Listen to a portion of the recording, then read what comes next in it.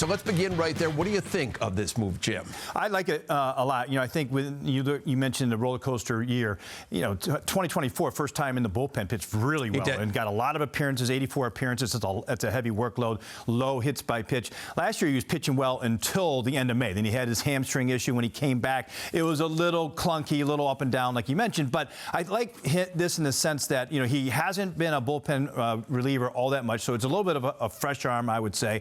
The mid-90s fastball. He has swing and miss. He has a really good changeup, swing and miss changeup. It's about almost 49% or so swing and miss on the changeup. So that combination, I think, is a really good one. He'll take the ball whenever you need it. I think that combination between him and Devin Williams will be good. He's a high leverage guy. There's a lot to like for me, and a guy who's coming off a little bit of a down year, but he can pitch in New York. Yeah, it's hard to say you don't like it, Jim, because he has obviously been a good pitcher, especially since he went to the bullpen. You mentioned the changeup. He really leaned into that last year and sort of became this two-pitch pitcher with a decent amount of success despite the inconsistencies.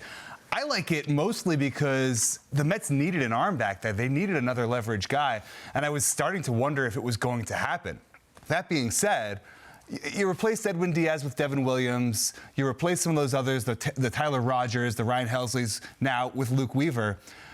I'm not sure you've gotten better in the bullpen, and certainly the Mets can backfill from within and they can still sign other free agents. But I do want to see more because Weaver by himself, to me, isn't enough to make this a top-tier bullpen, which I do think the Mets need. Yeah, and I'm not sure they're finished in that bullpen at this point. Let's get a look right now what the Mets have done in the bullpen so far this offseason.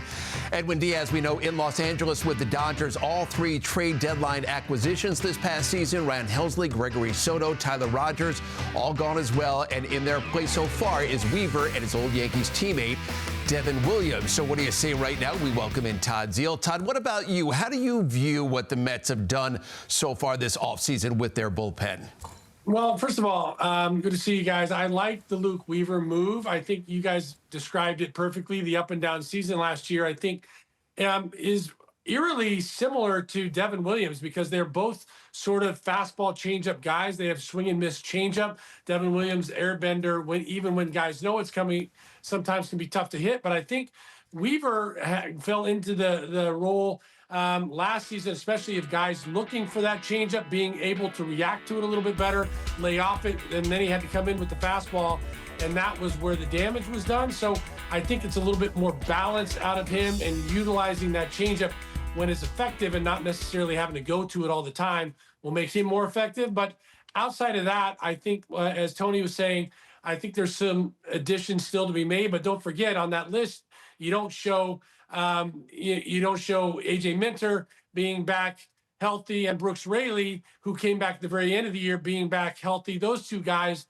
are big additions to that bullpen that weren't really shown and weren't really showcased most of last season. I wonder here, Jim, what we're learning about David Stearns and his vision here for this Mets team 2026 and moving forward. Yeah, I still think it's a roster that's in progress, right? There's still a number of moves I think he needs to make to get them to be competitive. But it's certainly a good start. You know this. He's going to be patient, right? I think we've seen that he doesn't like the long-term risk with any of the free agents at the moment. I also think there's an opportunity here. You look at the free agent market. There's a lot of good starting pitchers still available. That price is going to come down here the longer you wait. I think the price for some of the position players, there's a ton of good position players out there too, Anthony, that I think that price is going to come down. The prices are really high on both the free agent market and the trade market. So I think being kind of opportunistic, you're going to be in a good position. And it seems like they have some flexibility with the money too, obviously. So I like what is ahead, I think, for the Mets and for Stearns. Yeah, you nailed it, Jim. And look, the Mets could do something and go sign Kyle Tucker and blow it all up. Which I hope they do, by the way. Sure, absolutely. Yes. But every bit of evidence we have says that they won't, because David Stearns does look like he wants to be opportunistic. He'd rather go after the Jorge Polanco types or the Luke Weaver types as opposed to the Kyle Tucker types and the Edwin Diaz types. And again, that doesn't necessarily mean that that's going to continue for sure. But I do think the Mets trust in themselves. David Stearns trusts in himself and his team to make the right bets in free agency. And by the right bets, I mean some of these guys that have high upside, but you can get them on 1-year deals, 2-year deals, maybe maxing out at a 3-year deal. It's just hard, given all this evidence we're seeing, to expect the Mets now to go out and sign someone on a 5, 6, 7-year deal, it just would go against everything so far. David Stearns has shown he's willing to do it for, say, Juan Soto, who is a future Hall of Famer, almost a no-doubter. Sure. I'm not sure he's willing to do it for anyone in that next level. But here's the thing, though. There's a lot of pressure on David Stearns this offseason. I don't think there's any question about that. The Mets need to bounce back this year, especially with these moves that they have made. Nimmo out of town, Diaz out of town, Pete Alonso out of town. What about you, Todd? What's your take here on what David Stearns has done so far and what he plans to do here moving forward?